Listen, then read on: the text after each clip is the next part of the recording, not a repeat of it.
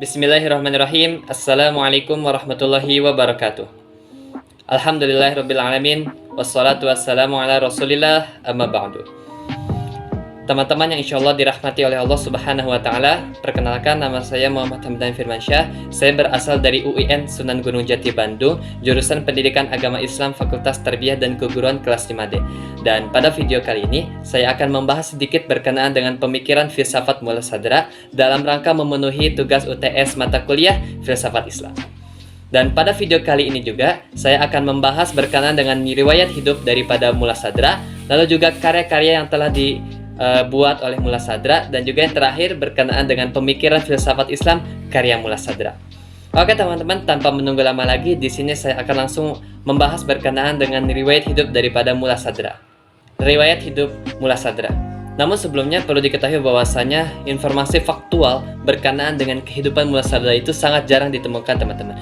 Namun ada sebuah catatan yang mengatakan bahwasanya yaitu lahir di kota Shiraj, sebuah kota yang paling terkenal di negara Iran, yang berada di kawasan sekitar Persepolis ya teman-teman. Ayahnya itu bernama Ibrahim ibn Yahya yang merupakan bangsawan di kota tersebut, yang tampaknya beliau itu menjabat sebagai menteri di provinsi Fars ya teman-teman. Namun perlu diketahui juga ya teman-teman, tahun lahirnya itu tidak diketahui. Namun ia itu datang ke Isfahan pada usia yang sangat muda dan masih sangat muda untuk belajar kepada teolog, kepada Bahauddin al-Amili, lalu juga pada filsuf yang ada di sana. Akan tetapi gurunya yang utama adalah teolog filsuf Muhammad yang dikenal dengan Mir Damad. Nah, nama lengkap dari mulah-sadra ini adalah Muhammad ibn Ibrahim Yahya Qom Shirazi. Nah, ia juga sering disebut sebagai Sadruddin al-Shirazi atau mulah-sadra ataupun sadra. Nah, di kalangan murid-muridnya, ia itu lebih dikenal sebagai Sadr al-Muta'alihin karena ketinggian tingkat pengetahuannya serta tentang hikmahnya juga teman-teman. Nah, mulah-sadra ini meninggalkan 3 putri dan juga 2 putra. Nah, baik anak-anaknya maupun menantu dari mulah-sadra ini dikenal sebagai ulama terpandang pada masanya yang menguasai ilmu-ilmu Islam tradisional teman-teman. Nah, berkaitan dengan karya-karya mulah-sadra ini telah menulis banyak sekali buku ya teman-teman. Ada sekitar 50 buku dan 32 di antaranya berupa risalah-risalah ya teman-teman. Dan karya yang terbesar sekaligus merupakan magnum opusnya mulah-sadra adalah Al-Hikmah Al-Muta'aliyah fi al-asrar al-aqliyah al-arba'ah, yang diterjemahkan menjadi hikmah agung tentang 4 perjalanan akal. Karya ini pertama kali terbit pada tahun 1873 Masehi, yang terdiri dari 4 jilid teman-teman. Jilid pertama membahas tentang soal ontologi, jilid kedua membahas tentang substansi dan aksidensi, lalu jilid ketiga membahas tentang Tuhan dan sifat-sifatnya, lalu jilid yang keempat menguraikan manusia dan nasib-nasibnya teman-teman.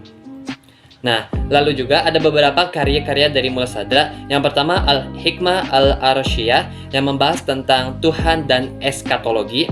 Lalu yang kedua Risalah fi Ittihad Al-Aqil wa Al-Maqul yang membahas soal epistemologi. Lalu yang ketiga Risalah Al-Mazaj yang berkaitan dengan tentang psikologi teman-teman.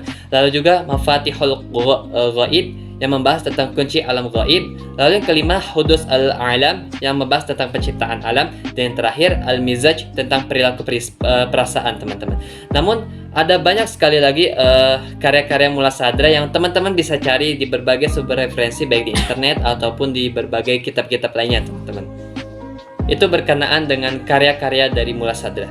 Lalu berikutnya berkenaan dengan pemikiran filsafat mulah-sadra. Nah, pemikiran filsafat mulah-sadra ini dibagi menjadi beberapa jenis ya teman-teman.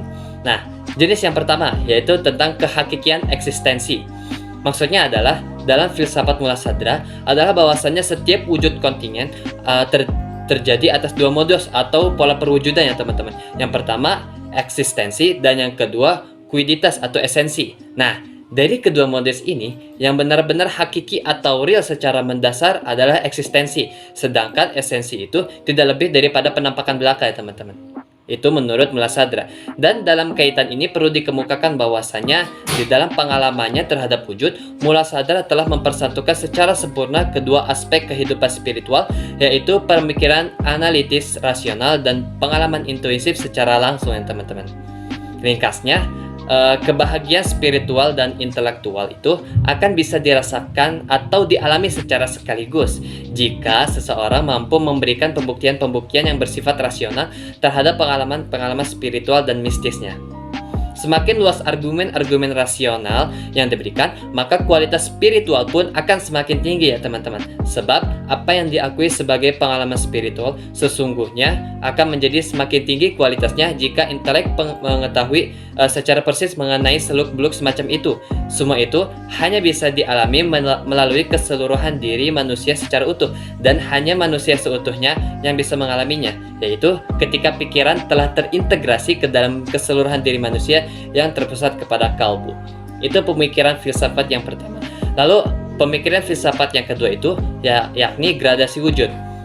Nah, Muladhara berpendapat bahwasanya semesta ini bukan hanya ilusi, tetapi benar-benar mempunyai eksistensi sama seperti halnya eksistensi Tuhan.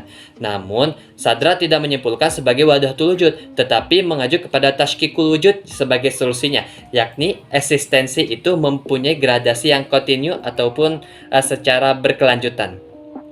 Nah, gradasi wujud dalam filsafat Muladhara ini ditopang oleh dua unsur ya teman-teman, yakni yang pertama kesatuan wujud dan yang kedua kejamakan wujud.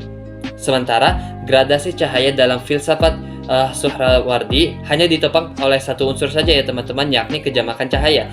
Cahaya tidaklah tunggal teman-teman, melainkan jamak dan bergradasi, dan gradasi cahaya bersifat vertikal sebagaimana dalam gradasi wujud.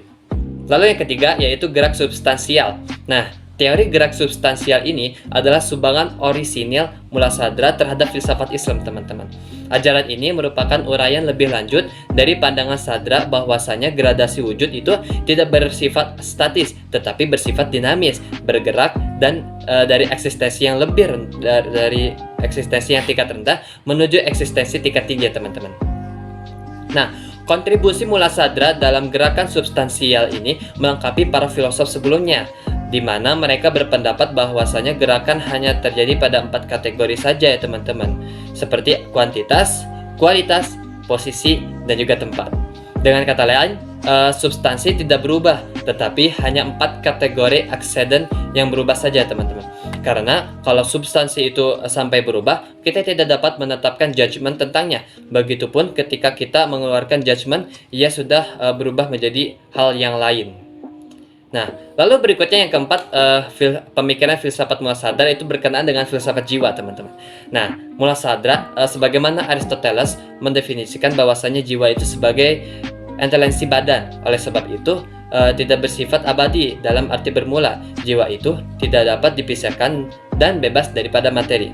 Sedangkan menurut Sadra, jiwa itu bersandar pada prinsip dasar yang disebut perubahan substantif.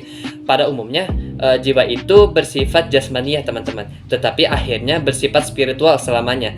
Artinya, manakala jiwa muncul atas landasan materi, bukanlah berarti jiwa itu bersifat materi secara absolut ya teman-teman. Dan juga Sadra menegaskan bahwasanya badan sebagaimana ia akan dibangkitkan secara identik adalah sama dengan badan. Pada titik ini, Sadra menduduki posisi yang sama dengan Imam Al-Ghazali, dan mencela pandangannya tentang kebangkitan badan sebagai varian dari perpindahan jiwa.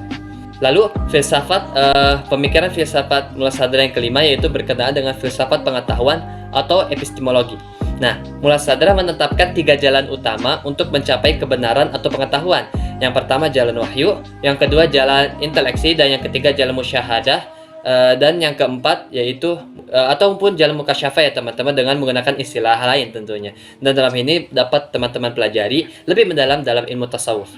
Muladhara juga membagi pengetahuan menjadi 2 jenis teman-teman. Yang pertama pengetahuan husuli atau konseptual, dan juga pengetahuan atau ilmu huduri ya teman-teman. Nah, bentuk pengetahuan ini menyatu dalam diri seseorang yang telah mencapai pengetahuan yang berperingkat tinggi ya teman-teman. Nah, bagi Sadra, filsafat pun dapat dibedakan menjadi 2 bagian utama ya teman-teman. Yang pertama bersifat teoritis dan juga bersifat praktis teman-teman. Lalu yang terakhir yaitu filsafat ketuhanan atau metafisika. Nah, gagasan Muladhara tentang Tuhan berbeda dengan gagasan ketuhanan yang dimiliki oleh Al-Farabi dan Ibnu Sina teman-teman. Muladhara berpendapat bahwa ketidakbutuhan dan kesempurnaan esensi Tuhan tak cukup dengan menegaskan kekodiman dan kemanunggalan esensi Tuhan dan wujud. Dalam pandangannya, teori bahwasanya Tuhan yang merupakan wujud murni dan basit bukanlah dalil atas keniscayaan dan ketidakbutuhan mutlak Tuhan. Nah, teori ini juga tak lain menegaskan bahwasanya mewujud yang terasumsi merupakan mewujud hakiki, bukan mewujud majasi, teman-teman. Lalu juga Muladhara beranggapan bahwasanya Tuhan secara mutlak itu memiliki kesempurnaan dan zatnya itu menyatu secara hakiki dengan sifatnya. Perbedaan Tuhan dan makhluk tidak bisa dipahami sebagai dua realitas yang memiliki batasan dan garis pemisah, teman-teman. Tapi perbedaan keduanya terletak pada kesempurnaan Tuhan dan kekurangan makhluk, kekuatannya dan kelemahannya. Oleh sebab itu, perbedaan antara keduanya bukan perbedaan yang saling berhadapan, tetapi perbedaan yang saling mencukupi dan meliputi, ya teman-teman. Oke teman-teman, sekian penjelasan saya berkenaan dengan pemikiran filsafat Muladhara. Kurang lebihnya mohon dimaafkan. Wallahu muwaffiq ila aqwamit thoriq. Assalamualaikum warahmatullahi wabarakatuh.